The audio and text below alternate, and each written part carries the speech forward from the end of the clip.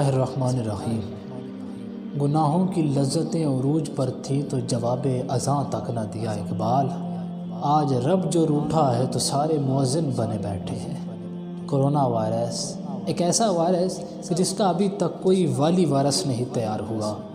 یہ چائنا کے شہر ووہان سے پھیلتا ہوا پوری دنیا میں اموات کی تعداد کو بڑی تیزی کے ساتھ بڑھا رہا ہے۔ سوال یہ پیدا ہوتا ہے کہ یہ وائرس آیا کہاں سے؟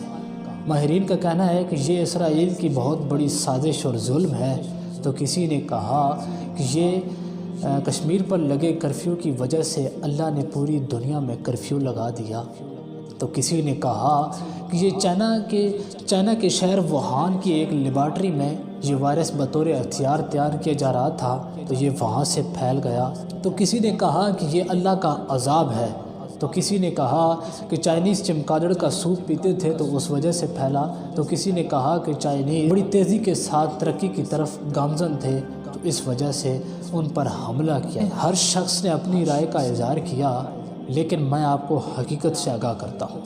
چائنا اس وقت دنیا کا معاشی ریچھ بنتا جا رہا تھا۔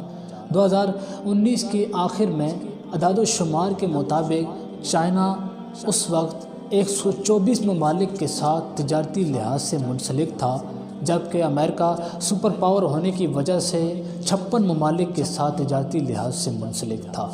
امریکہ ایک دن میں $5.8 بلین کما لیتا ہے، جبکہ چائنا ایک دن میں $14.3 بلین کے برابر اپنی اشیاء فروخت کر دیتا ہے۔ اس کی بنائی ہوئی اشیاء 124 ممالک میں استعمال ہو رہی ہے، اور پاکستان میں سی پیک مکمل ہونے کے بعد چائنا نے سپر پاور ہونے کا اعلان کرنا تھا۔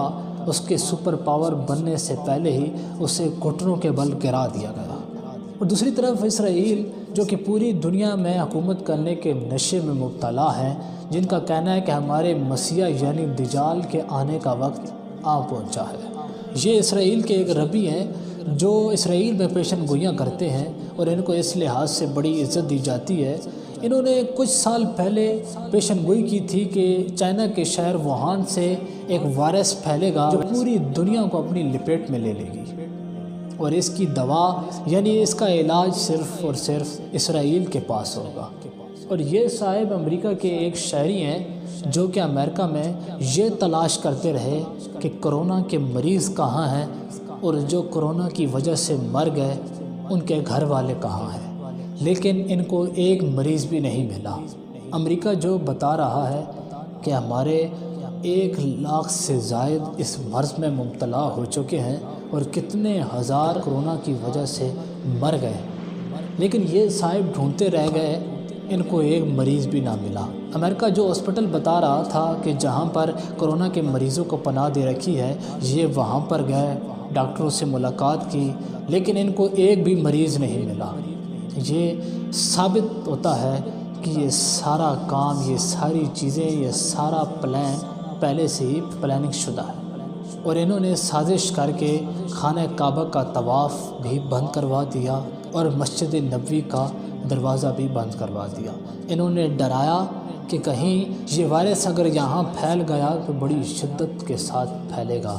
انہوں نے وہ رحمت کے دروازے بھی بند کروا دیے، اور دوسری طرف یہ اللہ کا عذاب بھی ہو سکتا ہے، ورنہ یہودیوں کی کیا مجال کہ وہ ہمارے لیے خانہ کعبہ کا طواف بند کروا سکیں، ان کی کیا مجال کہ وہ رحمت کا دروازہ بند کروا سکیں، وہ اللہ کے حبیب کے روضے کا دروازہ بند کروا سکیں۔ یہ اللہ کا عذاب ہم پر اس صورت میں آتا ہے، ہمارے گناہوں کی وجہ سے اللہ بھی ہم سے اتنا ناراض ہے کہ اس نے ہمارے لیے اپنی تمام عبادت گاہوں کے دروازے بند کروا دیے، اور جو اس کرونا کی مرض میں مبتلا ہے اور جو اس سے مر رہے ہیں ان کو غسل اور جنازے سے بھی محروم کر دیا۔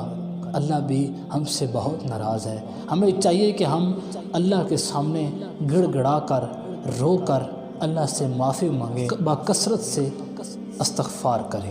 کرونا وائرس سے پاکستان میں آج 20 اموات ثابت ہو چکی ہیں، اور 2000 سے زائد اس مرض میں مبتلا ہیں۔ یہ پاکستان میں بھی بڑی تیزی کے ساتھ پھیلتا جا رہا ہے۔ نہ جانے کتنے لوگ اس مرض میں مبتلا ہوں گے جو ابھی تک منظر عام پر نہیں آ سکے۔ تو آپ سب لوگوں سے گزارش ہے کہ پلیز آپ اپنے آپ کو محفوظ رکھیں، اپنے آپ کو سیو رکھیں اور گھر پر رہیں اور گھر سے باہر نہ نکلیں اور ماسک کا استعمال ضرور کریں۔ ماسک کا استعمال اس لیے کریں کہ 4 دن پہلے چائنا کی رپورٹس کے مطابق یہ وائرس ہوا میں بھی پھیلتا ہے۔ پہلے ان کی ایک رپورٹس آئی تھی کہ یہ ہوا میں نہیں پھیلتا، کسی چیز پر رہتا ہے، یعنی گتے پر 24 گھنٹے رہتا ہے اور کاپر پر 45 گھنٹے، جبکہ لوہے اور اسٹیل پر 72 گھنٹے رہتا ہے۔ اب ان کی ایک رپورٹس آئی ہے کہ جب انسان چھینک مارتا ہے تو اس کے منہ اور ناک سے 1000 ڈراپلر نکلتے ہیں جو ہوا میں گردش کرتے رہتے ہیں، جو ہوا کے ذریعے یہ بیماری پھیلا سکتے ہیں۔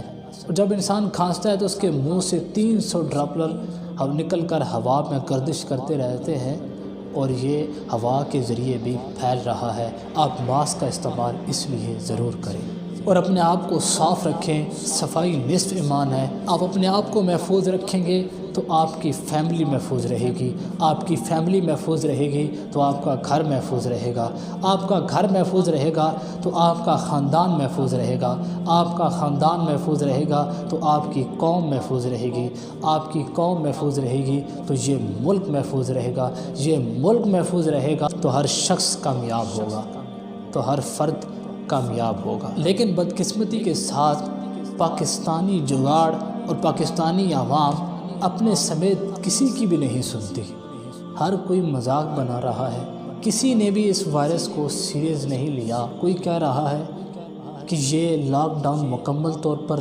لگنا چاہیے، مکمل کرفیو لگنا چاہیے، تو کوئی کہہ رہا ہے کہ یہ نارمل لاک ڈاؤن بھی ختم ہونا چاہیے۔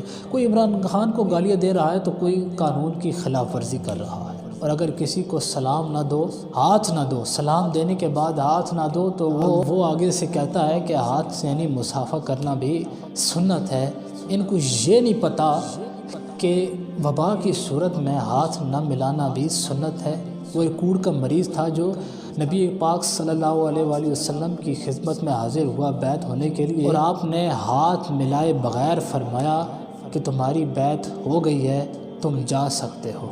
تو یعنی وبا کی صورت میں ہاتھ نہ ملانا بھی سنت ہے، لیکن کوئی ماننے کو تیار ہی نہیں۔ اور میں یہ سب سے گزارش کرتا ہوں کہ پلیز اپنے آپ کو سیف رکھیں، محفوظ رکھیں، گھر پر رہیں اور اللہ سے معافی مانگیں، اس کے سامنے رو رو کر گڑ گڑا کر معافی مانگیں تاکہ وہ ہمیں معاف کر دے، ہم پر رحم کر سکے۔ خدا جو خود محبت ہے وہ کتنی دیر دیکھے گا تڑپتا اپنے مظہر کو، خدا کو رحم آنا ہے، بس تم ذرا سا حوصلہ رکھنا، ذرا سا فاصلہ رکھنا اور جھکا کے سر سجدے میں خدا سے رابطہ رکھنا۔